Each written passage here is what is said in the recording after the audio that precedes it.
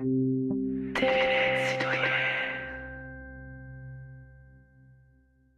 nous alimentons tous 3 fois par jour, d'une manière souvent trop inconsciente.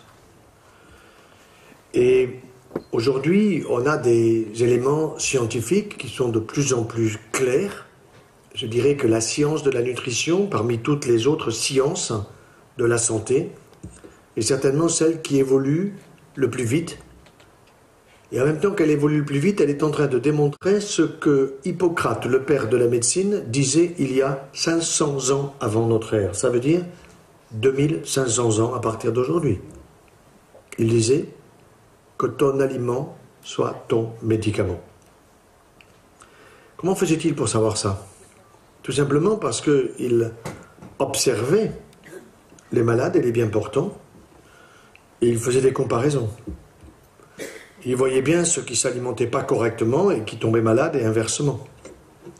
Et aujourd'hui, évidemment, avec la biochimie, avec les technologies les plus modernes, on peut doser des oligo-éléments, c'est-à-dire des doses de produits à des quantités extrêmement faibles, pour vous dire, ben oui, monsieur ou madame, vous manquez de zinc, vous manquez de cuivre, vous manquez de tel ou tel acide aminé, de tel ou tel acide gras. Tout ça a été complètement décomposé. C'est une bonne chose, décomposé au sens où on va dans le détail. Mais en même temps qu'on va dans le détail, on ne va pas vous dire de peser au microgramme près les différents aliments que vous prenez. Vous vous alimentez en prenant, sans le savoir, 24 nutriments quotidiennement. 24. Tous les jours. Et ces 24 nutriments, il y a des nutriments essentiels. Alors tout le monde sait, il y a les sucres, il y a les protéines, il y a les lipides, puis il y a des minéraux. Tout ça, on connaît d'une manière générale, mais c'est pas ça qui est intéressant pour le grand public. Ce qui est intéressant, c'est qu'est-ce que je prends au petit déjeuner, qu'est-ce que je prends à midi, qu'est-ce que je prends au repas du soir. Est-ce que j'ai intérêt à prendre de la salade? Est-ce que j'ai intérêt à prendre un peu plus de pain, un peu moins de pain, un peu plus de produits laitiers, un peu moins de produits laitiers? La télé me dit des tas de choses en me donnant des allégations nutritionnelles. Et donc, c'est assez difficile de se repérer dans tout cela, d'autant plus que vous avez un médecin qui va vous dire l'inverse que vous dit la télé, un autre médecin qui vous dit l'inverse que dit l'autre médecin. Alors, on est où là-dedans? Mais en même temps, comme le disait Mme Sonzoni, très justement, nous sommes en face de maladies de civilisation où il n'y a pas, dans une famille, un problème qui est lié à la nutrition. Le surpoids. Je dis surpoids parce que je veux être courtois et je ne veux pas parler du mot obésité, je ne le dirai plus. On ne dit jamais à une femme qu'elle est obèse, ni à un homme, on lui dit vous avez un peu de surpoids. En général, la femme surtout sait parfaitement quel est le nombre de kilos qu'elle a en trop, je dirais même parfois elle surévalue. Or, on va le voir, le surpoids, c'est pas bon. C'est même cancérigène. Cancérigène, ça veut dire que ça augmente les risques de cancer. Alors, on voit bien que il y a aussi maintenant, en plus des cancers, en plus du sida, je rappelle que sida, ça veut dire syndrome d'immunodépression acquise. Certes, ce n'est pas une maladie qui est liée à la nutrition, mais c'est une maladie où on peut reculer l'échéance mortelle en stimulant l'immunité. Donc nous allons voir ce que c'est que l'immunité. L'immunité, on en entend parler quand on vous parle de l'immunité d'un président de la République ou d'un député qui peut faire n'importe quoi. Mais ce n'est pas ça qui est intéressant. Ce qui est intéressant, c'est notre propre immunité, c'est-à-dire est-ce que j'ai dans mon corps une capacité à protéger ma santé, mon capital santé, car j'ai un capital en banque, mais j'ai aussi et surtout un capital santé, et ce capital santé, il est fait pour un siècle, 36 500 jours, minimum. On peut certainement aller au-delà. Mais évidemment, on a envie d'aller au-delà, 100 ans ou au-delà, avec la tête sur les épaules et les pieds dans les bottes. Et donc, c'est intéressant de savoir comment s'alimenter, parce que s'alimenter, c'est mettre l'énergie dans son corps, dans sa machine. Et cette énergie, si elle n'est pas bien répartie, correctement répartie, on peut avoir des pépins de santé. Si dans votre voiture, vous vous trompez en mettant du gazole alors qu'il fallait mettre de l'essence, vous ne ferez pas 100 mètres.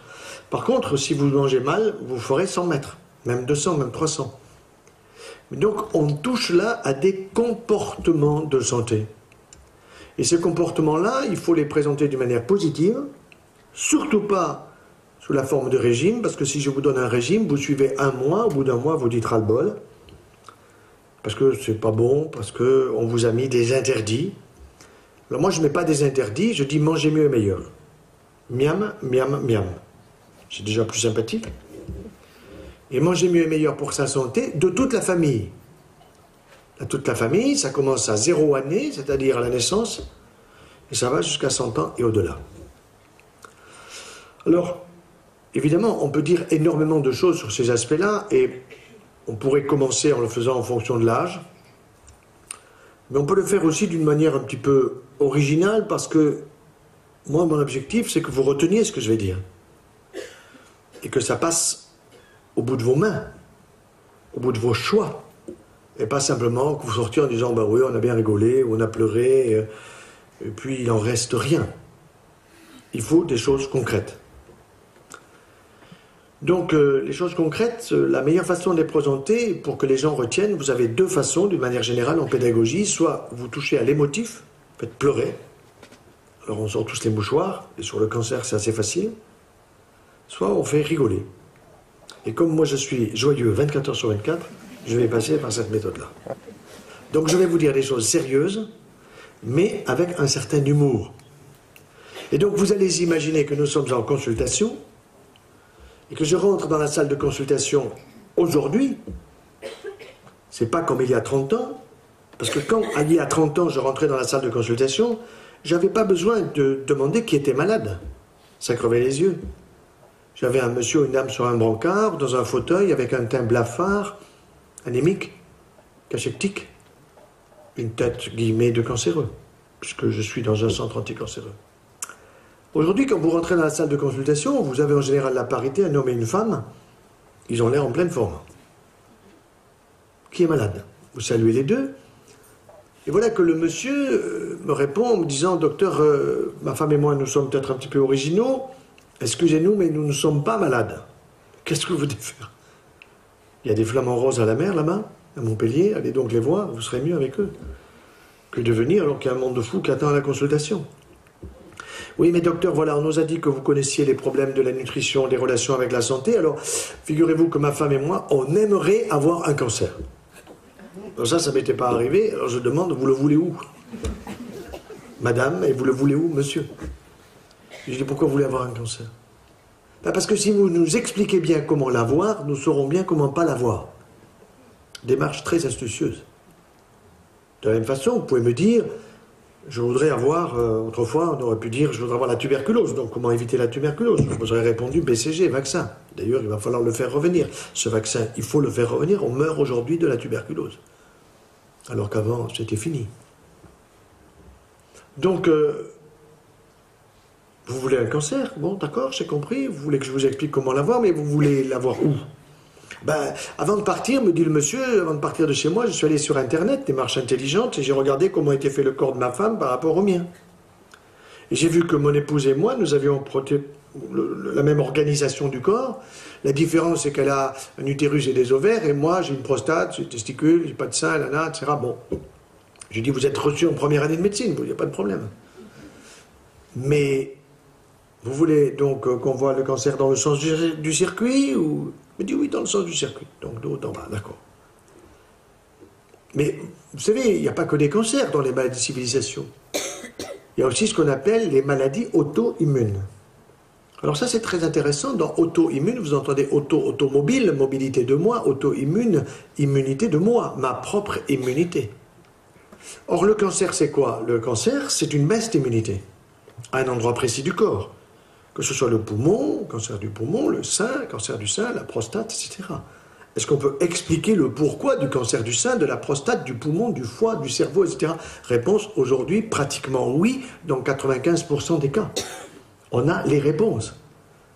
Alors si on a les réponses, nous les médecins, pourquoi le grand public ne les aurait pas? Moi je suis pour une information très large du grand public, non pas pour remplir les centres anticancéreux, ils sont déjà pleins, mais pour les vider.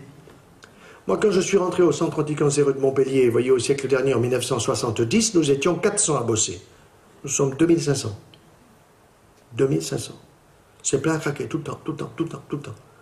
On n'a jamais assez de lits, on n'a jamais assez d'infirmières, on n'a jamais assez de personnel, de chirurgiens, etc. Bon, donc, ça veut dire qu'il y a eu incontestablement une aggravation de la situation de la santé dans ce domaine de la cancérologie, mais aussi dans le cadre des maladies auto-immunes que nous allons voir rapidement, qui sont des maladies qui touchent à notre immunité et qui rentrent dans le cadre des maladies de longue durée. ALD, affection de longue durée.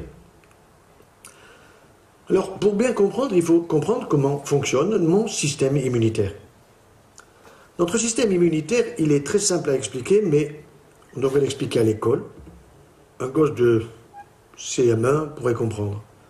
On apprend au gosse de CM1 qu'on a un cœur, et que ce cœur, il envoie du sang pratiquement toutes les secondes de la tête aux pieds. Bien.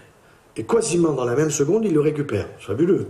Vous avez donc une économie extraordinaire qu'il faudrait apprendre aux banquiers. Oui, jamais de fuite.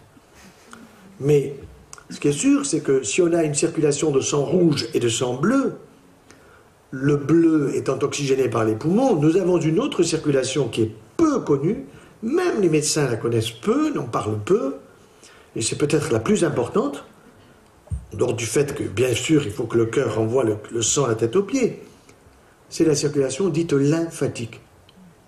Quand on dit de quelqu'un qu'il est lymphatique, on veut penser d'une personne qui parle peut-être lentement, qui marche lentement, une certaine sagesse.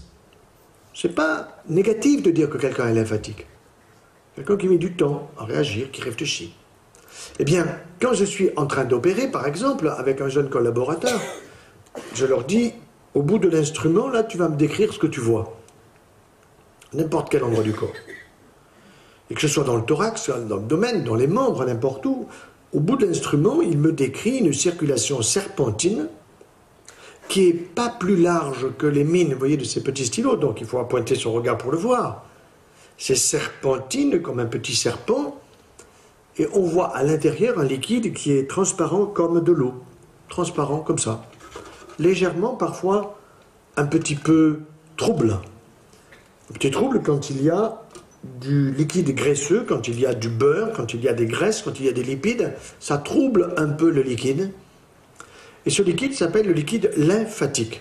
Nous en avons partout dans l'organisme, sauf au niveau du cerveau, parce que le cerveau, il est protégé d'une manière très originale par un liquide qui s'appelle le liquide céphalo-rachidien. Céphalo, la tête, rachidien, parce que ça entoure aussi le rachis, donc le système nerveux central de l'encéphale, du cervelet et de la moelle épinière. Mais le système lymphatique de mon corps, vous allez le comprendre très bien, lorsque vous avez par exemple un panari au niveau du pouce, vous avez fait le diagnostic, vous appelez votre médecin, docteur, j'ai un panari, vous avez fait le diagnostic, il est juste. Donc vous allez voir le médecin pour qu'il vous soigne. Il ne va pas toucher votre panari, sinon il vous fait sauter de douleur.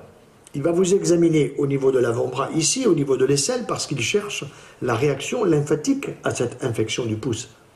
Il cherche des ganglions, des nœuds lymphatiques, parce que cette circulation lymphatique dont je vous parle, à certains endroits du corps, elle se réunit sous forme de nœuds, comme si vous aviez, vous savez, sur une autoroute, ben, tout d'un coup, vous avez un point, un rond-point, bon ben voilà, c'est plusieurs routes qui se rejoignent, et ça s'appelle les nœuds lymphatiques.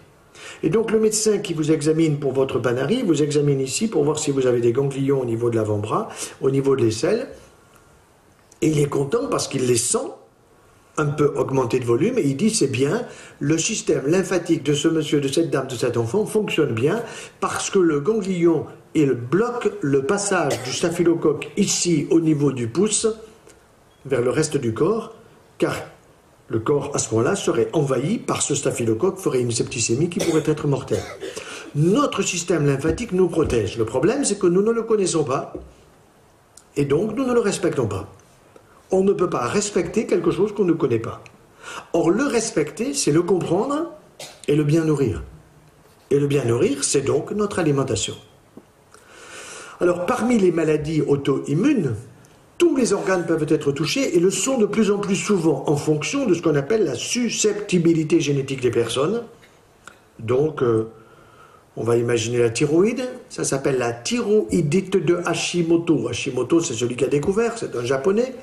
Thyroïdite, c'est une inflammation thyroïdienne qui vous bousille la thyroïde et qui fait que vous avez besoin de prendre une hormone thyroïdienne substitutive, lévothyrox, qu'on appelle comme cela, parce que votre thyroïde ne fonctionne pas et pourtant vous en avez besoin pour l'équilibre de votre température, pour l'équilibre de votre psychisme. Si vous êtes en hypothyroïdie, vous êtes agneux, vous réfléchissez plus, vous êtes contre un radiateur et vous devenez un peu débile. Si vous êtes en hyperthyroïdie, vous emmerdez tout le monde. Vous êtes comme ça, sans arrêt, en train d'être fébrile, si vous voulez. Mais vous pouvez avoir une maladie auto-immune sur le tube digestif, ça s'appelle la maladie de Crohn. C'est une inflammation du tube digestif qui fait que c'est enflammé sur l'intestin grêle, et donc ça gazouille, ça donne des problèmes, des douleurs. Bref, c'est épouvantable. Parfois, il faut prendre des traitements qui sont extrêmement lourds.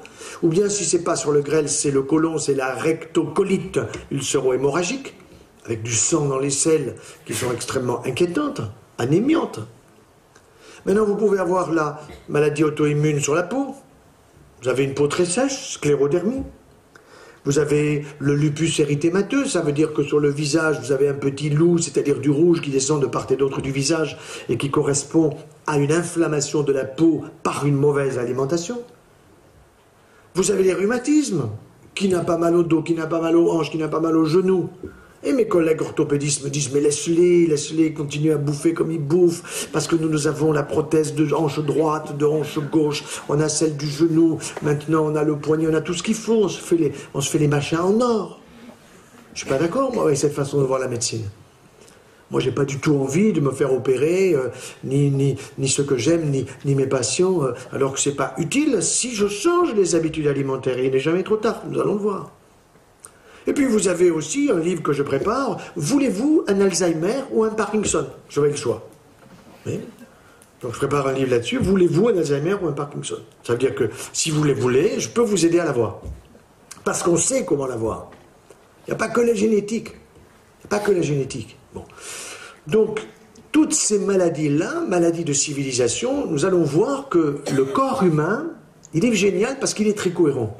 Qu'est-ce que c'est la cohérence? Ce que j'appelle la cohérence du corps humain, c'est que le conseil que je vais vous donner pour éviter une maladie auto-immune, pour éviter un infarctus du myocarde, pour éviter une sclérose en plaques, pour éviter un Alzheimer, un Parkinson, tout ce que vous pouvez imaginer comme maladie de la modernité, ces conseils nutritionnels que je vais vous donner sont bons pour éviter toutes ces maladies. Seulement, les uns seront plus sensibles au niveau articulaire, les autres sur la peau, les autres sur le pancréas, les autres sur tel ou tel organe, vous voyez? Donc, c'est intéressant d'avoir ces notions-là, et ça veut dire que la science de la nutrition est une science transversale qui doit être connue du pédiatre au début de la vie, au gériatre à la fin de la vie, en passant par le médecin généraliste, le gynécologue, l'urologue, le chirurgien, le cardiologue, le rhumatologue, bref, toutes les spécialités. Mais le problème, c'est que l'enseignement de la nutrition dans les universités, je le sais puisque je suis universitaire, il est mauvais. Moi, j'ai le droit d'enseigner la chirurgie. La cancérologie, après, j'ai pas le droit. Je m'en fous, je l'enseigne quand même. J'enseigne aussi la nutrition avec la chirurgie, avec la cancérologie. Mais normalement, j'ai pas le droit, c'est interdit, vous voyez. On a tellement sectorisé la médecine que le néphrologue, il sait où sont les deux rognons, les deux reins, mais le foie, ça l'intéresse pas. Il s'en fout. Donc il envoie à l'hépatologue. Et l'hépatologue, lui, il envoie au pneumologue qui a un problème respiratoire. Et je ne suis pas d'accord avec cette façon de faire la médecine, bien que j'en suis très, je dirais, très dépendant, puisque quand je ne sais pas quelque chose, j'appelle mon collègue au niveau du poumon, dis-moi, tu fais quoi dans ce cas-là? Et lui me donne le renseignement. Voilà. Alors, essayons donc de rentrer maintenant face à ce couple qui souhaite avoir un cancer otorhinolaryngologique. On va faire dans le sens, on va faire rapidement, mais vous allez retenir, c'est très simple. Hein. Vous voulez avoir un cancer otorhinolaryngologique, c'est-à-dire au niveau de la langue. D'abord, je vais vous rappeler une chose qui est même intéressante, c'est que les papilles de la langue, madame, vous avez 30 ans, 40 ans, 50 ans, vous dites, mes papilles, elles ont 30 ans, 40 ans, 50 ans. Pas du tout. Elles ont 10 jours. Ah bon? Mes papilles ont 10 jours? Eh oui. Tous les 10 jours, sans le savoir, vous refaites vos papilles. Vos globules blancs, ils ont 7 jours. Et il y en a qui aujourd'hui finissent leur vie et un autre qui va remplacer celui qui vient de finir sa vie, 7 jours. Vos globules rouges, ils ont 120 jours. Ça veut dire qu'il y en a un ou deux ou 1000 qui finissent sa vie aujourd'hui, qui est remplacé par un autre. Les cellules de votre foie, elles vivent une année, sauf si vous esquintez votre foie avec de l'alcool, avec de la drogue, avec de la marijuana, avec tout ce que vous voulez. Une année. Bon. Donc on sait tout ça, c'est extrêmement intéressant. Et même, je dirais, au niveau cérébral, j'ai une petite anecdote qui est assez intéressante. Lorsque j'étais en première année de médecine, donc avec mes camarades, j'avais 17-18 ans. Et donc le premier cours sur les cellules du cerveau, notre professeur nous dit, bah, vous savez, les petits c'était nous, vous n'avez pas encore 20 ans, mais sachez que dans quelques années, vous allez perdre 20 à 30 000 neurones par jour. Quand je le regardais, il avait mon âge d'aujourd'hui, je me disais, lui, il ne doit pas lui rester grand-chose, quoi. Mais à la fin du cours, je ne suis pas allé lui dire, monsieur, qu'est-ce qu'il vous reste comme neurone? Je lui ai demandé, je lui ai dit, voilà, moi je suis plutôt de nature économe, je trouve que c'est intéressant d'avoir des neurones, bon, je voudrais plutôt les conserver, comment je peux faire pour les conserver? Il m'a dit, petit, tu les perdras. Mais qui a dit ça? Comment on a pu démontrer qu'on perdait des neurones comme ça, puis d'une grande quantité? Il me dit, c'est un Nobel qui l'a dit. Ah, vous savez, quand vous avez dit Nobel, vous avez pire que l'évangile. Bon, j'ai dit lequel? Il m'a dit Ramon y Caral, Madrid, 1906. Ok, je suis allé voir, j'ai vérifié. Vous savez, il faut contrôler parfois. Et c'est vrai qu'il a eu le prix Nobel pour cette raison et pour une autre, mais en réalité, il s'est trompé. Aujourd'hui, il faudrait le lui enlever. Il serait collé en première année de médecine parce que, bonne nouvelle, hein, on est capable de multiplier les neurones, on est capable de multiplier les connexions neuronales si on fait travailler son citron. Si on fait travailler son citron. Et si on le nourrit bien. Ah, si on le nourrit bien. Donc vous retrouvez la nutrition. Vous voyez, ça c'est extrêmement important. Alors, à partir de ce moment-là, si vous voulez donc avoir un cancer otorhinolaryngologique, je vais vous aider. Vous allez prendre des alcools forts. Je vais bien vous donner les marques. Whisky, Pernod Ricard, je le dis fortement, Pernod Ricard, il n'aime pas Pernod Ricard, mais je m'en fous. Whisky, Pernod Ricard, gin et vodka. Et à Noël, vous allez voir que dans le métro à Paris, dans les affiches ici à Chambéry, vous aurez partout des bouteilles de vodka, parce que c'est comme ça, il faut que vous en buviez, quoi. Eh bien, tout ce que vous allez retenir aujourd'hui au minimum, déjà vous pouvez le retenir, c'est tout ce que la pub vous dit dans le domaine de la nutrition, c'est ce qu'il ne faut pas acheter. Sympa, hein? C'est formidable. Nous allons le voir avec beaucoup d'autres produits. Donc vous voyez ça à la télé, c'est bon, j'achète pas. Vous voyez ça en ville, c'est bon, j'achète pas. Mais vous le savez déjà. Bon. Et pour stimuler cette information auprès des autres, et d'ailleurs en regardant rapidement l'amphithéâtre, je m'aperçois qu'il y a quand même davantage de femmes que d'hommes, et je suis toujours très content parce que je pense que quand vous informez une femme en France, vous en informez 100 d'un coup. Vous savez ça?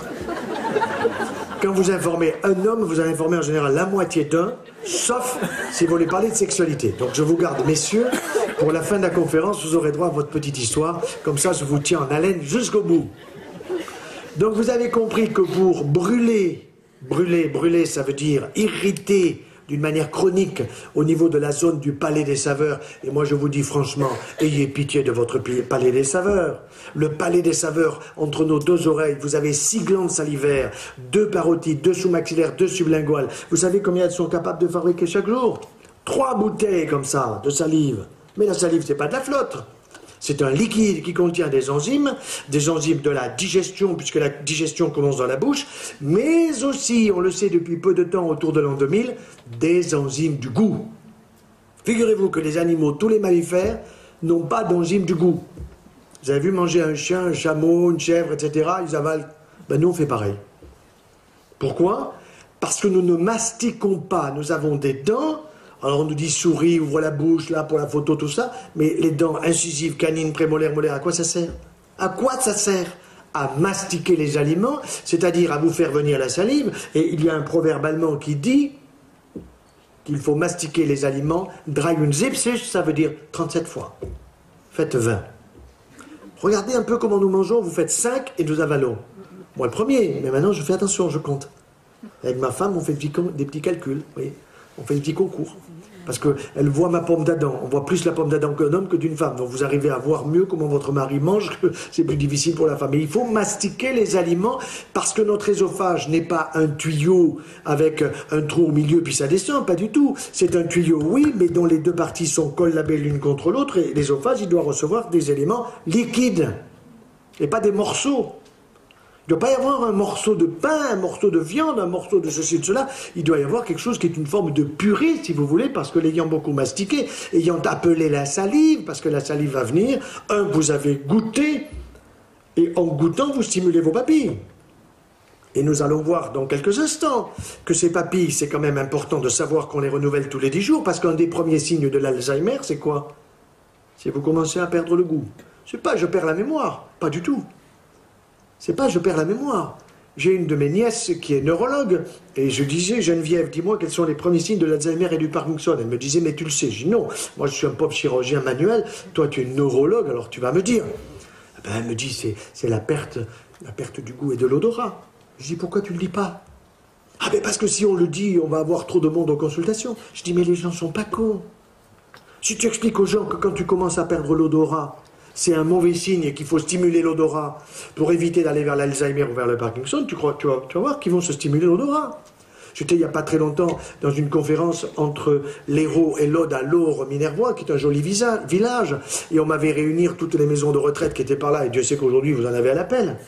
J'avais raconté tout ça, et le lendemain, la directrice qui m'avait invité m'appelle pour me remercier, elle me dit, vous savez, il fait très beau à Laure-Minervois, vous savez où ils sont les vieux? Ils sont tous à genoux dans la garrigue en train de renifler le thym et le romarin. Ils avaient compris. Car si nous refaisons nos papilles de la langue tous les 10 jours, nous refaisons les lobes olfactifs de l'olfaction, c'est-à-dire de sentir odoriférant, tous les 3 mois. Demain, nous sommes le 1er novembre, enfin on l'a passé. Eh bien, novembre, décembre, janvier, en 3 mois, je refais mes lobes olfactifs. Si je stimule pas, si j'ai pas un bon plat que je renifle, une bonne pomme bio, où je sens que c'est de la pomme, je ne stimule pas mon odorat. Donc il faut stimuler son odorat. Ce odorat, il ne nous a pas été donné pour des pruneaux, pas plus que le goût nous a été donné pour mastiquer 4 fois et avaler comme un toutou. Ça n'a pas de sens. C'est des choses simples, voyez-vous. Alors vous avez compris, l'alcool fort, ça fait brûler. Mais il faut ajouter quand même un petit peu de carbone, ça sera sympa. Vous irez chercher des Gauloises, mais ça ira plus vite si elles sont papier maïs. Et puis mesdames, je vais vous donner la ration. 10 cigarettes par jour, ça vous suffit. Ah bon? Ben, je les fume déjà, je pensais que c'était peu, me dit madame. Eh bien oui, mais madame, quand vous en fumez 10, c'est comme si moi j'en fume 20. Pourquoi? Parce que la capacité respiratoire d'une femme, désolé, c'est la moitié de la nôtre. C'est désolé, c'est comme ça. Vous avez des équipes de football, hommes et femmes, vous n'avez pas des hommes et des femmes mélangés. C'est pas un problème de sexe, c'est un problème de capacité physique, respiratoire, capacité de course, etc. Bon, donc quand une femme fume 10 cigarettes par jour, c'est comme si moi j'en fume 20. C'est une catastrophe. Authentique catastrophe. Et nous voyons aujourd'hui de plus en plus de femmes, la courbe des cancers du poumon nous a croisé celle des cancers du poumon de l'homme. Et quand nous voyons les femmes avec un cancer du poumon, la plupart du temps, elles sont déjà inopérables. Ça veut dire, c'est foutu dans 1 an et demi. C'est foutu. Et ça me donne les boules quand je me dis que cette femme qui est atteinte à 35 ans, elle a commencé à fumer à 15 au lycée. Au lycée, avec le feu vert de l'éducation nationale, quand c'est pas au collège. Voilà, l'éducation nationale, pour moi, est responsable, totalement responsable. Que ce soit les ministres de droite ou de gauche, je m'en fous, ils sont responsables. De la même façon qu'ils sont responsables avec la drogue qui circule dans les écoles, pas dans l'école, mais à l'extérieur de l'école, vous savez bien. Alors, vous voulez un cancer à l'ésophage, je vais vous aider. Je vais vous aider. Elle a 52 ans, elle est pharmacien, elle vient me voir avec un cancer à l'ésophage. Une femme, 52 ans, très jeune, un cancer à l'ésophage. Mais qu'est-ce qu'elle fait? Vous fumez, madame? Non. Vous buvez? Elle n'a pas l'air alcoolique? Non. Donc j'ai pas l'alcool, j'ai pas le tabac. Alors je cherche ailleurs. Comment vous buvez vos choses là, vos tisanes, votre thé, votre café? Bouillant, docteur. Ah, ben voilà. Bouillant, ça veut dire qu'elle sent que c'est chaud, mais qu'elle sent plus que c'est bouillant. Ça veut dire qu'elle brûle régulièrement non seulement les papilles au niveau de la langue, mais en même temps, elle brûle son œsophage, et un beau jour, il y a un morceau de pain qui passe pas, parce qu'elle mastique pas assez, il y a un morceau de viande qui passe pas, alors c'est la faute au mari, au voisin, à qui vous voudrez. Alors on fait passer de l'eau, et puis ça passe pas une deuxième fois, une troisième fois, on va chez le gastron, on descend un tube, il y a une fraise dans l'œsophage. Madame, vous avez une fraise dans l'œsophage, c'est pas une fraise, c'est une tumeur. Il va falloir faire des rayons, de la chimio, opération, c'est lourd, on en guérit 25%. Ça veut dire qu'on n'en guérit pas beaucoup. Et il y a 30 ans, on en guérissait 25%. Bon, vous avez compris, on descend à l'estomac. Alors si vous allez avoir un cancer à l'estomac, c'est un peu plus difficile qu'autrefois. Je vous explique, quand j'étais jeune chirurgien, on opérait au centre anticancéreux pratiquement un malade atteint de cancer d'estomac tous les jours. Ça veut dire, grosso modo, 30 par mois, tous les jours. Aujourd'hui, 1 par mois. Donc, vous dites 30 fois moins, bravo docteur, vous avez fait de gros progrès. Ce n'est pas vrai. Ce n'est pas nous, les médecins, qui avons fait des progrès, c'est l'industrie de l'électroménager. En effet, l'industrie de l'électroménager a permis de supprimer les conserves pour passer au froid. Nous conservons les aliments au congélateur et au réfrigérateur. Et je vous rappelle une chose très importante, c'est que dans votre réfrigérateur 4 degrés, vous ne devez pas dépasser 1 semaine de conservation, et dans votre congélateur 1 mois. Et pourtant, dans les congélateurs, il y a des lièvres ou des perdreaux qui sont là depuis l'année dernière et qui perdent toutes les qualités nutritionnelles. Parce que plus c'est longtemps conservé, plus les qualités nutritionnelles, les vitamines C, etc., les bonnes vitamines, les bons minéraux, les bons éléments, ils foutent le camp. Donc ça n'a aucun sens de conserver longtemps. Mais ce qui est sûr, c'est que la conservation au froid a évité les conservateurs. Et en évitant les conservateurs, on a évité d'irriter l'estomac. Et en irritant l'estomac, on a évité les gastrites, les inflammations de l'estomac, les ulcères à l'estomac. Et la gastrite et l'ulcère à l'estomac, ça se transforme en cancer. Mais aujourd'hui, on en voit quand même. Pourquoi? Parce que les gens sont trop stressés. Ils sont trop stressés. Et en étant stressés, quand vous avez du stress, qu'est-ce que vous faites? Vous videz mal votre estomac. Vous mangez très vite. Donc vous pensez que la digestion commence là-bas, dans l'estomac. C'est pas vrai, ça commence dans la bouche. Donc vous avez avalé comme un toutou, ça arrive dans l'estomac vous êtes stressé parce qu'il faut partir au boulot, parce que ceci, parce que cela, on a tous des stress. Et donc vous fermez votre pylore. Et quand vous fermez le pylore qui est la sortie de l'estomac, le liquide qui est dans l'estomac qui a un pH à 4, qui est donc très acide, il remonte vers l'ésophage. Ça fait un RGO. RGO, c'est pas du pâté, c'est un reflux gastro-œsophagien.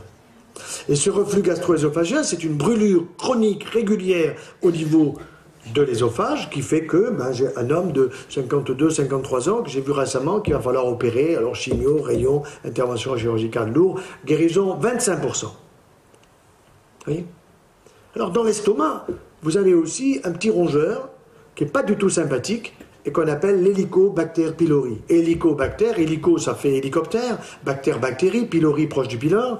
Eh bien quand vous allez avoir une alimentation que je vais vous préciser, pour avoir cet hélicobacter, puisque monsieur et madame vous le souhaitez, eh bien vous allez avoir une inflammation de votre estomac. Et pour avoir ça, c'est pas compliqué, vous allez aller au McDo. Parce qu'au McDo, vous avez du pain de mie, surtout il ne faut pas fatiguer ses ratounes, et vous avez de la viande hachée qui a été mâchée par quelqu'un d'autre avant vous. Ça, vous allez vous en souvenir. Et quand une maman, quand une grand-mère donne à ses enfants une viande hachée, eh bien, je vais la culpabiliser. Oui, je vais la culpabiliser. C'est une maman ou une grand-mère qui est indigne parce qu'elle a la flemme de couper la viande à son petit-fils ou à sa petite-fille, alors qu'il faut qu'ils aient des petits morceaux et qu'ils les mastiquent. La viande hachée est un non-sens. C'est un non-sens. Il faut apprendre à l'enfant très jeune à s'occuper de ses ratounes. Et voyez, je vais vous raconter une petite histoire qui est assez amusante. Notre première petite-fille, qui s'appelle Agathe et qui doit avoir maintenant 13 ans, 13 ou 14 ans, elle m'a écrit d'ailleurs ce soir, eh bien, quand elle arrive à ses 6 mois, notre fille aînée m'appelle, papa, Agathe a une dent. La Terre s'arrête de tourner, vous êtes d'accord? Bon. Alors je lui dis félicitations, nous on était à Montpellier, elle était à Paris, gros bisous à Agathe, tout ça. Et je lui dis, ma fille, sais-tu ce que ça veut dire? Elle me dit, papa, elle a une dent. Donc, pourtant la fille, elle a fait de belles études, hein. On lui a payé de belles études. Hein. Une dent, c'est une dent. J'ai dit, ça veut dire qu'elle peut croquer la pomme. Mais papa, elle n'a qu'une seule dent. Elle en voulait une autre en face. J'ai dit, mais tu crois que tu n'es pas capable de le lui écraser? Je lui dis, écoute, c'est l'hiver, tu vas faire le test suivant. Il y avait des mandarines à l'époque. Tu vas prendre une mandarine, tu vas bien l'appeler, tu vas mettre une tranche de mandarine sur les lèvres d'Agathe. Voilà, 6 mois. Et puis tu me dis ce que ça donne. Le lendemain, allô papa? Agathe a horreur des mandarines. Bon, pourquoi? Parce que j'ai fait ce que tu m'as dit avec beaucoup d'amour, tout ça. Et puis je lui ai mis la mandarine. Elle a fait une grimace, tu n'imagines pas. Décris-moi des grimaces. Écris-moi. Elle me dit, elle a fermé les yeux, elle a froncé les sourcils. Je dis, mais elle se concentre. C'est tout. Elle ne connaît pas ce goût, c'est nouveau pour elle. Donc elle se concentre. Agathe adore les mandarines, tout simplement. Pourquoi? Parce que l'enfant, de 1 à 6 mois et même une année, les papilles, elles sont sur les lèvres. Elles ne sont pas encore sur la langue. Si je vous mets du sel ou quelque chose sur les lèvres supérieures ou inférieures, vous ne savez pas. Vous ne savez pas me dire si c'est du sucre ou du sel. Vous le mettrez sur la langue et vous allez le savoir. Par contre, l'enfant, lui, il a le goût sur les lèvres. Et ce sont des choses qui sont simples, évidentes. Ça veut dire qu'un enfant, quand il arrive à sa première dent, il faut commencer à lui écraser les choses. C'est pas à aller lui chercher une compote. Moi, je prescris les compotes la veille du départ dans l'au-delà. Alors, quand une grand-mère me dit, moi, je fais des compotes avec amour pour mon mari, ben, vous le perdrez plus vite, c'est tout. Voilà. Il ne faut pas lui donner des compotes, il faut lui donner des fruits frais de saison et bio. Et dire au papy qu'il a de bonnes dents pour les écraser et lui mettre un dentier s'il n'a pas ce qu'il faut. Voilà. Donc attention, le cancer de l'estomac, nous en connaissons toute l'histoire. Ça part d'une maladie bénigne, ça va vers une maladie maligne, cancéreuse. Ça part d'une inflammation, un petit germe qui est sur place, et ce germe, pour le supprimer, eh bien on vous dit il faut un traitement antibiotique d'1 semaine. Le gastro vous dit ça. Il a tout à fait raison. Sauf que, moi je dis, vous n'avez même pas besoin de prendre ce traitement antibiotique, vous allez prendre un produit que les abeilles préparent pour vous. Les abeilles sont à votre service. Les abeilles, c'est la sentinelle de l'environnement. Je vous rappelle qu'autrefois, la sentinelle de l'environnement dans notre société, c'était un canari qu'on mettait dans les mines. Et quand le canari commençait à plonger la tête vers le bas, on disait aux mineurs, cassez-vous, ça va péter. Eh bien, aujourd'hui, vous le savez, nous avons malheureusement, que ce soit en Savoie, en Languedoc-Roussillon ou ailleurs, on a des cheptels, c'est-à-dire les colonies d'abeilles qui sont décimées par les pesticides et les insecticides de l'agriculture productiviste à laquelle je suis totalement contre, qui est une agriculture nulle, dangereuse, inefficace au niveau de la santé des gens, mais qui est efficace peut-être au niveau du pognon. C'est Monsanto. Monsanto qui tient pratiquement, je dirais, plus d'un tiers du marché des semences du monde. Avec ça, vous pouvez acheter des députés, des sénateurs, vous pouvez acheter beaucoup de monde. Hein. Bon. Donc, ce qui est important avec les abeilles, c'est qu'elles vous font de la propolis. Et la propolis, c'est quoi? C'est quand l'arbre pleure sa petite résine, en particulier le bouleau, l'abeille y va, attrape cette petite résine qui est la larme de l'arbre, la prend sur ses petites patounes, la met dans sa bouche, la mastique et va ensuite mastiquer, c'est le cas de le dire, toute la ruche, de telle façon que la ruche, la maison des abeilles, elle est plus stérile qu'un bloc opératoire. Plus stérile qu'un bloc opératoire. Et si une petite souris s'aventure là-dedans pour aller chercher quelques sucres au niveau de l'essaim, elle va se faire piquer par la reine, qui n'en meurt pas d'ailleurs. Elle va mourir, mais il n'y a personne pour la transporter. Alors elle ne va pas vous téléphoner pour vous dire venez la virer. Non, ne vous inquiétez pas, ils vont l'enrober de propolis exactement comme on faisait avec les pharaons. Et pourquoi nous retrouvons des pharaons, je dirais, en bonne forme, si on peut dire? C'est parce qu'ils ont été enrobés par les Égyptiens à l'époque, qui le savaient depuis déjà fort longtemps, puisque l'abeille était présente il y a 50 millions d'années, elle nous a largement devancés, mais elle est à notre service dans beaucoup d'aspects. Vous poserez certainement des questions sur le sujet.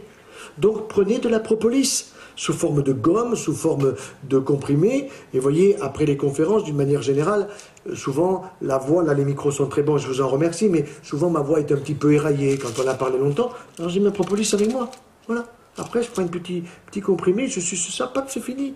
Et mon larynx, il est tout neuf tout de suite. Si j'ai un début d'angine, c'est l'hiver, un petit début d'angine, je sens la petite angine qui me gratouille au fond de la gorge. Propolis, j'ai pas besoin d'aller chez le toubib, j'ai pas besoin de prendre des antibiotiques, économie de la sécurité sociale, et Madame Touraine est toute contente. C'est des choses si simples et tellement importantes. Au passage, puisque nous sommes avec les abeilles, beaucoup de gens me disent, docteur, je n'arrive pas à m'endormir, j'ai tellement de soucis, tout ça. Comment puis-je faire pour ne pas prendre du Noctran, de l'Exomil, du machin? Nous sommes le pays au monde qui consomme le plus d'anxiolytiques, d'antidépresseurs, de somnifères. C'est quelque chose d'incroyable.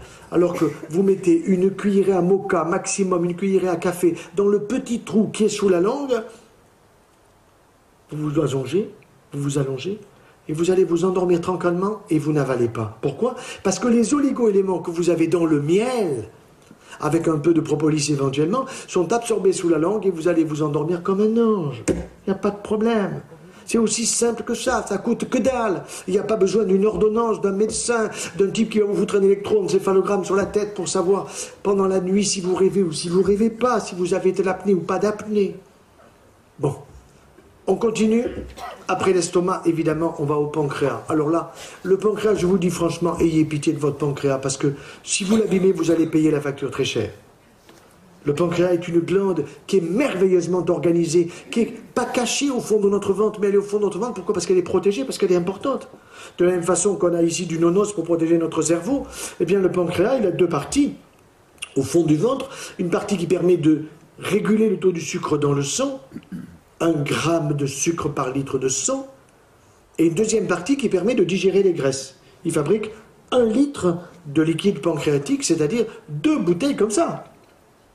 Et ce liquide pancréatique est destiné à digérer les graisses que nous prenons en trop.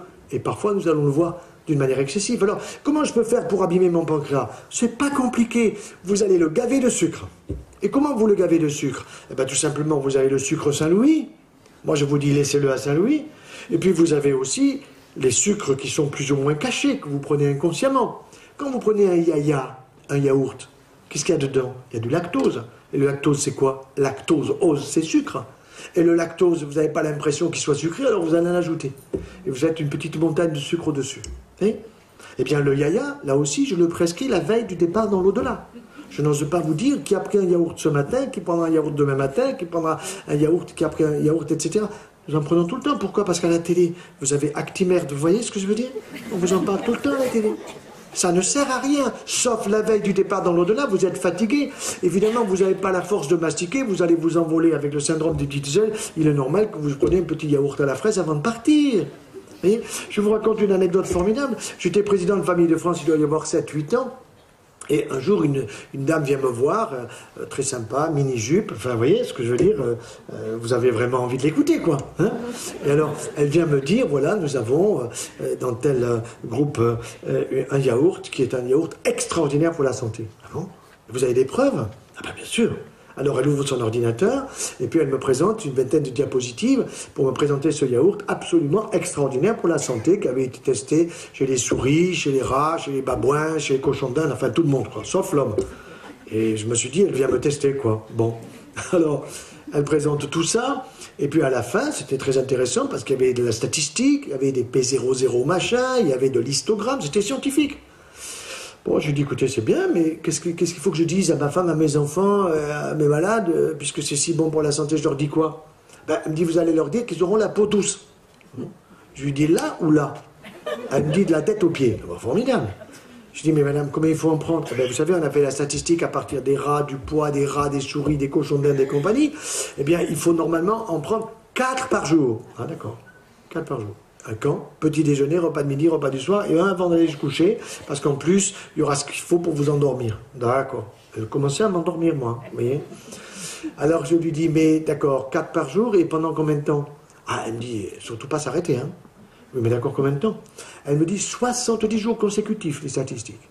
4 x 7, 28, ça fait 280 yaya, et vous avez la peau douce, madame. Vous avez la peau douce. Très bien. Alors j'étais sûr que j'aurais la peau douce après ces 280 yaya.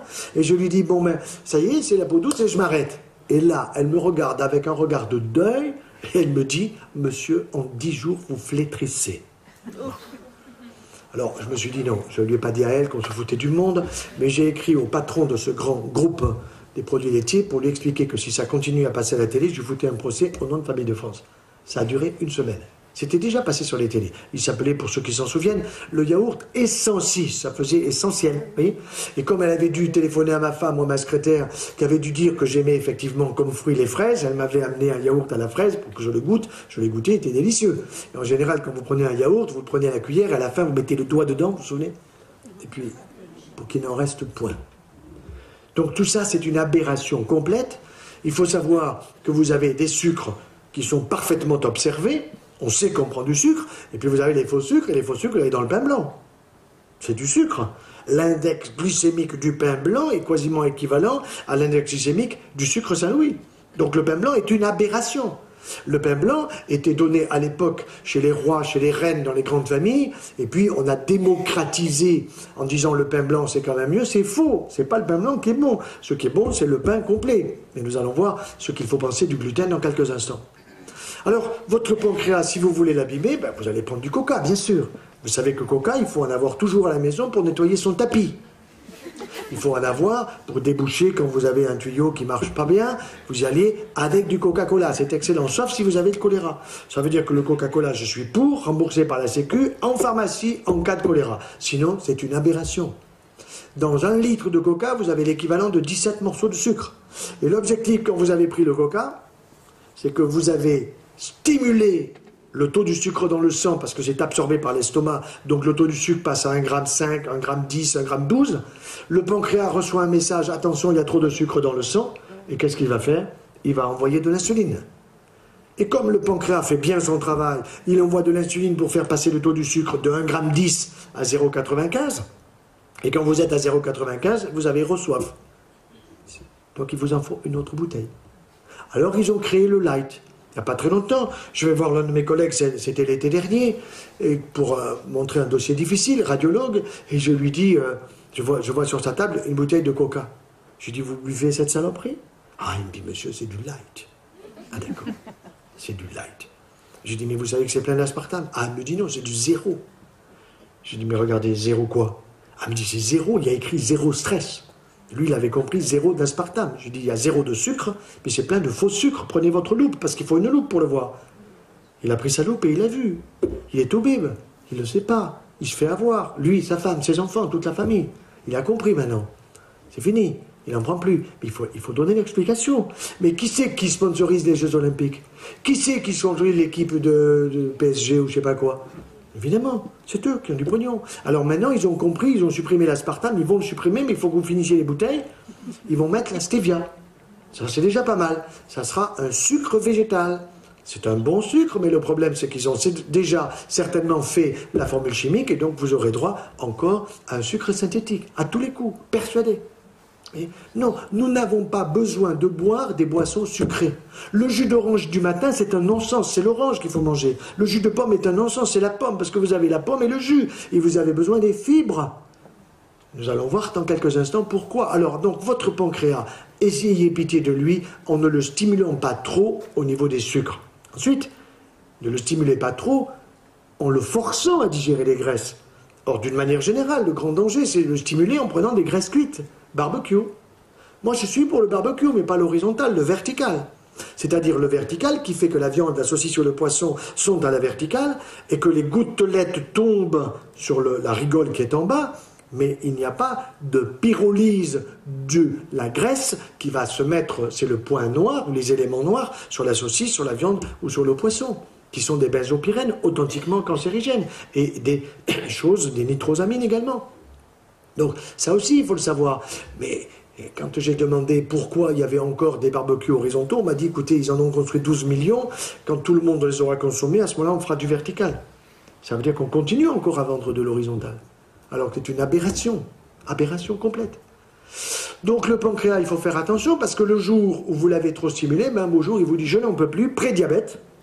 Ça commence par là, et le prédiabète est lié souvent au surpoids, et puis ensuite, après le prédiabète, où vous avez obligation de prendre des hypoglycémiants sous forme de comprimés, eh bien, qu'est-ce qui va se passer? C'est l'autre partie du pancréas qui va être abîmée, parce qu'en plus du fait que vous prenez trop de graisse, vous prenez trop de sucre, vous prenez trop de graisse, nous mangeons trop gras, et ce trop gras, animal en particulier, pas suffisamment végétal, fait qu'un jour, votre pancréas vous dit « je n'en peux plus », vous avez un taux de marqueur qui augmente, et vous avez droit à un cancer pancréatique. Il faut savoir que le cancer du pancréas, quand nous avons 100 cas, vous en avez déjà seulement 5 qui sont opérables. Vous entendez? Seulement 5. Les 95 autres, la partie est perdue. 1 an et demi, 2 ans, 2 ans et demi, maximum. Maximum. Et sur les 5 que nous pouvons opérer, j'imagine que j'en prends 100 qui sont opérables, nous en guérissons 5. Vous vous rendez compte? Très très peu. Ça veut dire qu'il faut informer les gens sur le fait que le pancréas est une glande importante à connaître sans être médecin et en étant, je dirais, quelqu'un qui appartient à la population d'une manière générale. Tout le monde est capable de comprendre ça. Et je vais vous dire comment l'information pourrait passer. J'en ai parlé déjà avec d'autres présidents du DAF. Vous avez les nouvelles à 20h30, 20h, 20h30. Après, vous avez Darty. Qu'est-ce que vous en avez à foutre de Darty? Que dalle. Ça vous apprend rien du tout, Darty. Par contre, moi, je verrais bien à 20h30 une élève ou un élève du mime Marceau. Vous vous souvenez du mime Marceau? Le mime Marceau était un homme génial qui était grimé, pas un mot, mais avec des gestes, simplement, avec ses grimaces, avec son corps, il arrivait à exprimer des choses très simples. Et ça passait très bien. Eh bien, j'ai testé une élève du mime Marceau, une jeune femme, qui est géniale. Je lui ai donné plusieurs thèmes à me faire comme ça devant moi, sans être grimée, et on comprend très très bien. Elle le fait parfaitement. Eh bien, vous mettriez ça à 20h30, tous les jours, ou une fois ou 2 fois par semaine. Je suis allé voir tous les premiers ministres, les Tintin, Raffarin, Villepin, vous voyez qui se veut dire, hein. Bon, tous m'ont dit que l'idée était géniale. Il n'y en a pas un qui a été capable de faire passer l'idée, pas un seul. J'ai obtenu que 150 ou 152 députés d'une Assemblée nationale du régime dernier signent un papier pour que nous, les familles, nous ayons un temps pour les médias, pour faire passer des messages de ce que j'appelle prévention santé-famille. Prévention santé-famille, on va le voir par exemple avec un tout petit enfant. On peut commencer en fonction de l'âge. Ah, ils m'ont dit que c'était génial mon idée. Mais ils n'ont pas été foutus d'aller plus loin. Ça passe jamais au niveau du gouvernement. Et bon, il faut pour ça qu'il y ait plus de la moitié des députés qui votent votre idée. Alors l'idée, elle est géniale, mais ça n'avance pas. Ça fait rien. Il faut persévérer. Il faut persévérer et je pense que par l'intermédiaire justement des mouvements familiaux et des unions départementales, nous pourrions arriver à obtenir cela. Il faut se battre. Il faut persévérer. Donc, vous avez compris, le pancréas, il faut bien le connaître pour le protéger. Ensuite, vous me demandez un cancer du foie. Je ne connais pas bien votre ville, mais je vous dirai à Lyon, que je connais à peu près, Marseille, que je connais, Paris, Montpellier, je vous dirai dans quel quartier il faut aller pour avoir un cancer du foie. Alors vous voyez, c'est dépendant d'un quartier. Pourquoi un quartier? Parce que c'est un quartier où circule la drogue. C'est un quartier où il y a des personnes qui sont des personnes qui ne vont pas bien, qui sont des pauvres au sens, non pas intellectuel, mais au sens essentiellement affectif. Ce sont des gens qui souffrent. Ce sont des gens qui cherchent des paradis artificiels avec la marijuana pour commencer, qui finissent malheureusement avec des drogues dures. Et on nous propose aujourd'hui de faire des salles de shoot pour qu'on puisse se shooter proprement, avec la drogue qui sera fournie, la seringue qui sera fournie. C'est une aberration, c'est un non-sens total. Il faut aider ces gens à retrouver un sens de la vie qui ne soit pas un sens lié à des paradis artificiels. Or, quand on se pique, quand on se repique, même si la seringue peut être propre la première fois, la deuxième ou la troisième fois, quand on n'a pas le temps parce qu'on est hyper pressé, on prend celle qui est là, sinon on devient violent. Alors, de toute façon, eh bien, on se passe le virus de l'hépatite B ou de l'hépatite C. Et comme en plus il y a souvent de l'alcool, et des alcools forts, comme souvent il y a en plus de la cigarette qui n'arrange pas au niveau de l'oxyde de carbone, c'est le meilleur moyen pour avoir un cancer du foie. Je vais vous raconter une histoire que l'on peut dire aujourd'hui publiquement, parce que l'homme est un homme que nous aimions tous et qui a perdu la vie. Vous vous souvenez de Serge Gainsbourg? Bien un jour j'étais à Paris et l'un de mes collègues, chirurgien du foie, comme moi, me dit, tu sais, demain j'opère Serge Gainsbourg. Ah bon, tu opères de quoi? Problème au foie. Ah bon, oula, ouf, ça m'étonne pas que tu l'opères du foie. Et tu penses que tu vas pouvoir faire quelque chose? Il me dit, je sais pas, ça va être dur. Bon, et le surlendemain, il m'appelle, il me dit, j'ai ouvert et j'ai fermé. Ouais, j'ai ouvert et j'ai fermé, ça veut dire quoi? Ça veut dire qu'on n'a rien pu faire. Bon, et il a perdu la vie très tôt, alors que cet homme était génial. Seulement voilà, c'est bien gentil de brûler un billet de 100 balles devant la télévision en faisant le beau, en disant j'ai rien à foutre de l'argent. C'est bien gentil de fumer comme un pompier, mais un jour on paye la facture. Oui. Alors, moi je ne suis pas pour culpabiliser, je suis pour informer. Et informer avec un peu d'humour, avec vous fumez 10 cigarettes, passez à 5, de 5 passez à 3, de 3 passez à 2. Faites-le progressivement, parce que je sais que vous ne pouvez pas arrêter brutalement. Donc, pancréas, foie. Après, vous voulez un cancer de l'intestin grêle? Désolé, c'est très difficile. Je ne peux pas vous donner facilement un cancer de l'intestin grêle. Pourquoi? Parce que nous en avons 5 à 6 mètres. Vous vous rendez compte? On a 5 à 6 mètres là dans le ventre. Et ça correspond pratiquement à la surface d'un terrain de handball. Vous voyez, on a un terrain de handball dans le ventre qui est une surface d'absorption de tous nos nutriments. Parce qu'il y a des villosités, des grandes et des petites, qui sont parfaitement organisées, génialement organisées, et qui sont là dans notre ventre. Mais ça circule beaucoup. Et qu'est-ce qui circule? Du liquide. Il en circule combien? Eh bien, il en circule 20 bouteilles comme ça. 10 litres. 10 litres. 10 litres de liquide qui circulent dans mon intestin. Vous allez me dire, mais d'où vous les sortez les 10 litres? Ben, on va les calculer ensemble. 1 litre minimum de salive. En général, c'est 1 litre 2, 1 litre 5. 1 litre de liquide de l'estomac, je suis à 2 litres, 2 litres 2, 2 litres 5. 1 litre de bile par le foie, 3 litres. Ensuite, j'ai le pancréas, 1 litre. Ensuite, j'ai 1 litre par mètre de grêle. 5 mètres, 5 litres. 6 mètres, 6 litres. Total, je suis à 10 litres. Plus ce que je bois. Et à la sortie, j'aurai grosso modo 1 litre et demi maximum d'urine. Plus dans les matières, normalement, il y a très peu de flotte. Sauf si on a le choléra. Bon. Donc, ça veut dire que ça circule énormément. Et quand ça circule, ça stagne pas. Alors, on entend parfois gargouiller. On l'entend, surtout si on a été opéré, si on a des petites adhérences. On sent qu'il y a des petites cascades, si vous voulez. Mais si on n'a pas été opéré, on n'entend pas. Et pourtant, si vous mettez un stéthoscope sur votre ventre, vous entendrez que ça circule maximum. Bon.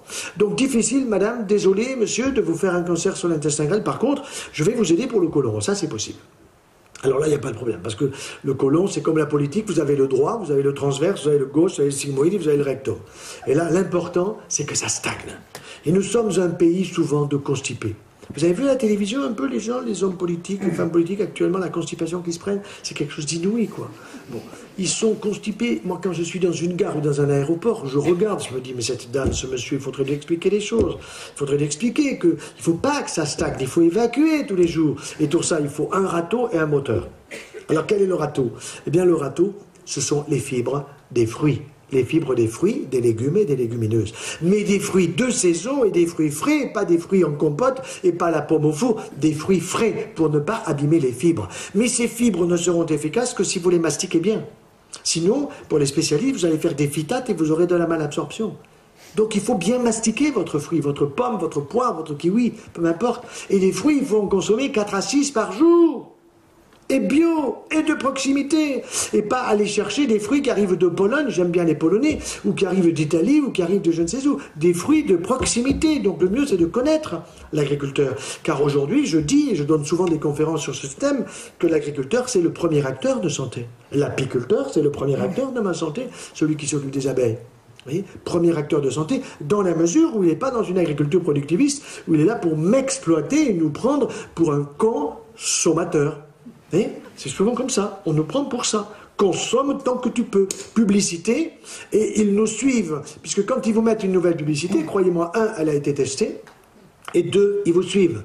Dans les supermarchés, partout où vous avez des caméras. C'est pas simplement pour les voleurs, c'est pour savoir si vous faites bien ce qu'on vous demande de faire. Ce que vous avez vu à la télé, il faut le faire. Parce qu'on vous a raconté une salade en vous disant que c'était bon pour votre santé.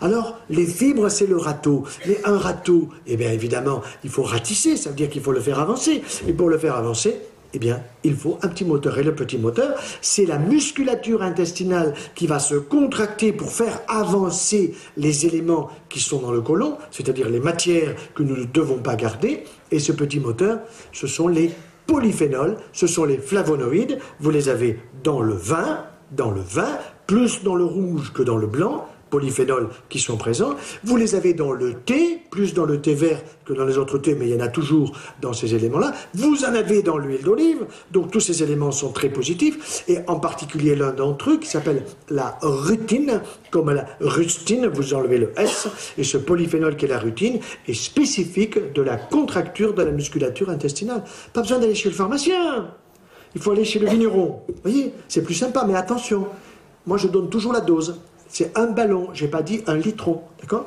Un ballon de bon vin, j'ai même pas dit un ballon de la foire de Munich, parce que si vous allez à la foire de Munich, vous regarderez que la foire de Munich, moi j'y suis allé, ça commence par terre le verre, et ça finit très haut. Hein. D'ailleurs, ils ont pratiquement le pistolet, les types, pour pisser en même temps qu'ils picolent, hein, parce que ça fait le tour immédiat. Bon. Donc, ça veut dire que le vin est bon pour la santé, mais, et ça c'est très intéressant, beaucoup de femmes me disent, docteur, moi je suis allergique. Non, madame, il n'y a pas d'allergie au bon vin. Soit vous prenez un vin qui a trop de sulfite, parce qu'il n'est pas bio, soit vous prenez le vin comme fait votre mari, c'est-à-dire vous pompez les hommes, vous copiez, vous faites du copier-coller, c'est-à-dire que vous prenez le vin au début du repas. Nous, voyez, les hommes, très souvent, on demande un petit coup, alors on prendra un vin cuit, un bagnoul, un muscat, tout ce que vous voulez, ça m'est égal, et de votre région. Et on commence comme ça nous met un peu le cœur en fête. Et vous, quand vous commencez en nous copiant, ben ça vous fait le bout du nez rouge, les pommettes rouges, vous êtes un petit peu, il y a une petite gêne, qui c'est qui m'a offert ça? Alors vous dites à votre mari, chérie, je suis allergique, et lui il est d'accord, il va prendre votre verre, il n'y a pas de souci. Bon. Donc, vous devez prendre le verre de bon vin rouge à la fin du repas, comme faisait George Sand. Savez-vous que George Sand, qui écoutait Chopin en train de lui jouer des sonates, elle prenait son ballon de bon vin rouge entre la poire et le fromage. Voyez, entre le fromage et la poire, entre la poire et le fromage. Moi, ça m'est égal que vous preniez le fruit au début du repas, au milieu, à la fin. Tout ça, il ne faut pas être un taliban de la nutrition. Prenez-le quand ça vous va bien. Mais évitez la constipation, parce que la constipation, c'est pullulation, c'est putréfaction, et cette putréfaction et cette pullulation est souvent liée à une mauvaise cuisson. Le micro-ondes, vous savez que le micro-ondes, des ondes micro qu'on ne voit pas, eh bien, si jamais vous avez une fuite, ça vous esquinte la cataracte, ça vous esquinte la cornée. Il y a des cataractes précoces. Ça veut dire que le micro-ondes, il ne faut pas le mettre au niveau des yeux des enfants. Le mieux pour moi, c'est de le mettre sur l'armoire, encore mieux à la poubelle. Le micro-ondes. Alors vous avez la cocotte minute, celle-là vous la mettez au plafond, à ma grand-mère chérie, 1883. La solution idéale, c'est la cuisson à la vapeur douce. Et la cuisson à la vapeur douce, là-dessus, j'ai une histoire amusante. Un jour, il y avait eu la fête des mères, et alors une dame, je lui dis, madame, à la fête des mères, alors vous avez eu quoi comme cadeau, vous? Ah, il me dit, vous savez, mon mari, qu'est-ce qu'il m'aime, hein? Ah bah oui, ça suis sûr, bien sûr. Et alors, il m'a offert, docteur, un cuit-vapeur à 3 étages. Et ma voisine n'en a qu'un seul. Ça veut dire qu'elle était aimée 3 fois moins par son mari qu'elle ne l'était par le sien. Vous voyez ce que je veux dire? Je lui dis, madame, voyons, quand vous avez les petits-enfants qui viennent l'été chez vous, et que vous avez à leur offrir pour dormir aux 3 petits-enfants que des lits superposés. Il y en a un qui pisse au lit, vous le mettez où? Alors elle réfléchit, elle me dit, je le mets en bas, d'accord. Sinon il arrose ses frangins, ok? Bon. Eh bien, avec votre cuit-vapeur à 3 étages, le 3 il pisse sur le 2, le 2 sur le 1. Ça veut dire que c'est une catastrophe. Il faut un seul étage. Oh, mais qu'est-ce que je vais faire des 2 étages? Passez-les à la voisine, il n'y a pas de problème.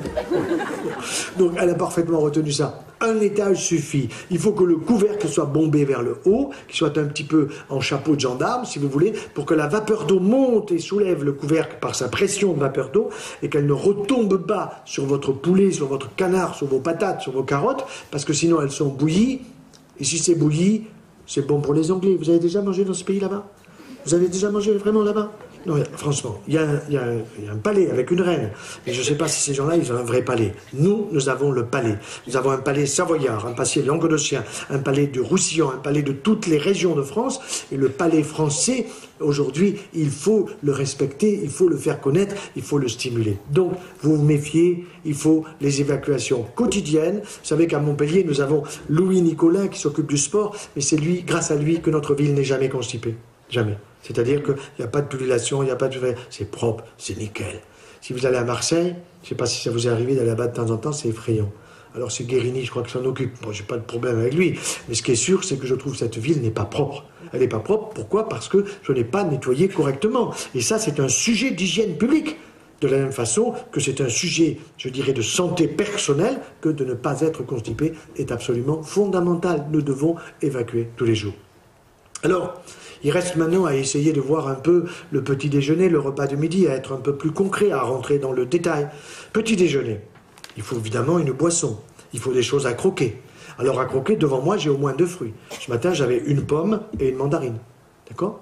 Au moins 2 fruits, tous les jours au petit déjeuner. Et je vais les croquer, et je vais m'en régaler. Et je vais les garder longuement dans la bouche. Et j'aurai le jus de la pomme, et j'aurai le jus de la mandarine, de l'orange ou d'ailleurs. Bon.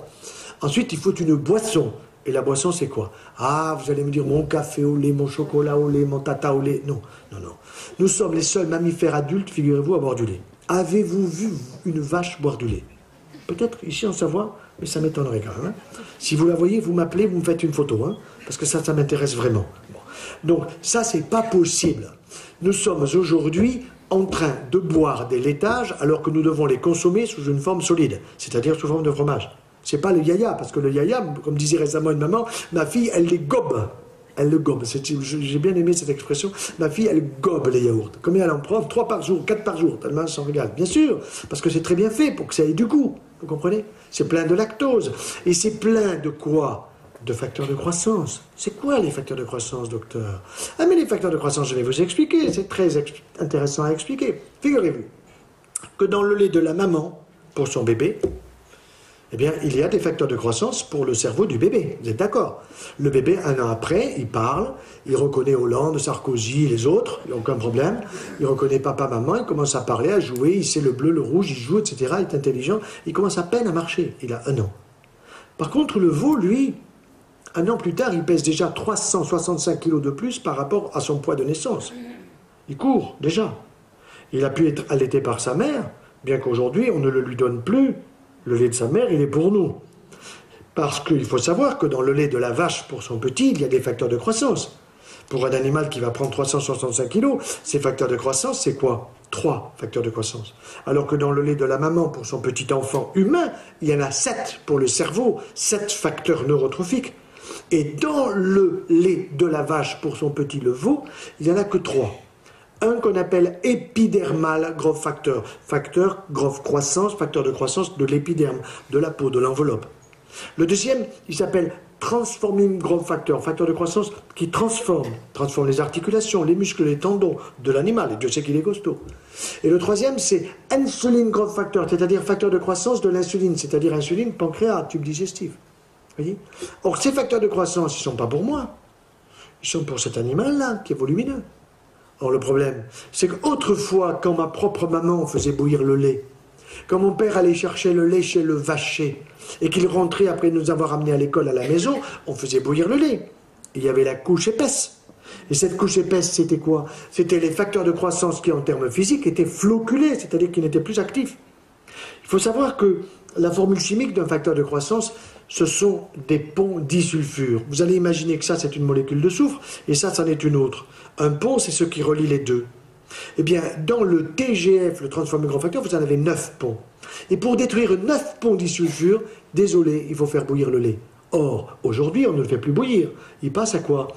98% des 24 milliards de litres de lait passent à ultra haute température. Ça veut dire quoi? Ça veut dire 135 à 140 degrés, 4 secondes, 3 secondes. Ça, c'est intéressant, parce que vous détruisez les germes, mais vous ne détruisez pas les facteurs de croissance, ils sont solides.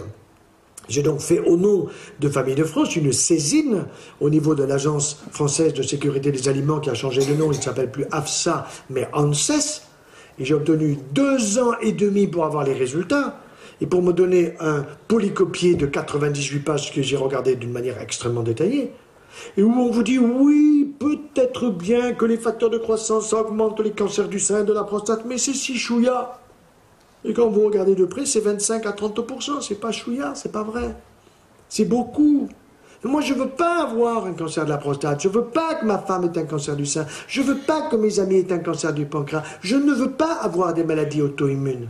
Or, les maladies auto-immunes aujourd'hui sont liées à 2 choses, les excès de produits laitiers d'animaux trop grands, parce qu'il faut que l'industrie des produits laitiers considère que les facteurs de croissance, il faut les faire disparaître de ceux qui nous font consommer. Or, ils ne les font pas disparaître, ils s'en foutent. Et deuxièmement, c'est le problème de ceux qui créent ce qu'on appelle une porosité intestinale. Alors, porosité intestinale, qu'est-ce que ça veut dire? Quand vous avez un imperméable qui est poreux, s'il pleut, vous allez vous mouiller. D'accord?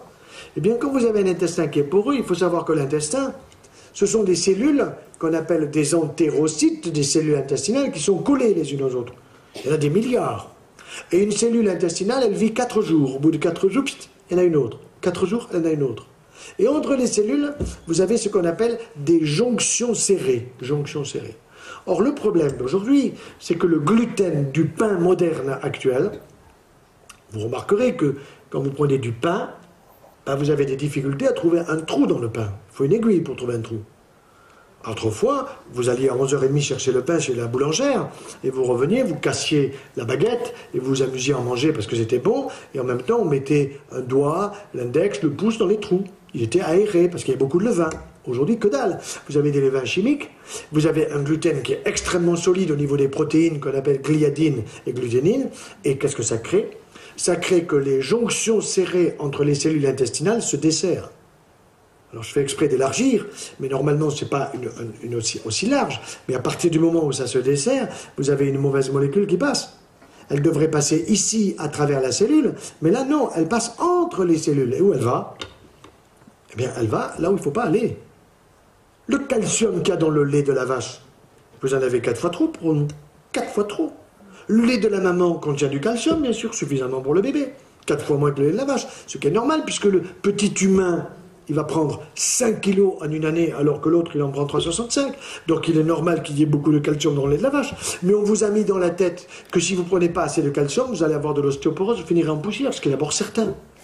Certains, on finira tous en poussière. Mais on vous fait croire que plus vous allez en consommer, et moins vous aurez d'ostéoporose. C'est faux, c'est l'inverse. C'est exactement l'inverse. Les femmes au monde qui ont le plus d'ostéoporose, c'est celles qui consomment le plus de produits laitiers. Elles sont en Suède. Elles ont la chance d'avoir, on a 6 enfants, 3 garçons et 3 filles, on en a adopté 2 de plus, donc vous comprenez pourquoi à la maison on a le sens familial et pourquoi on veut défendre fortement les familles.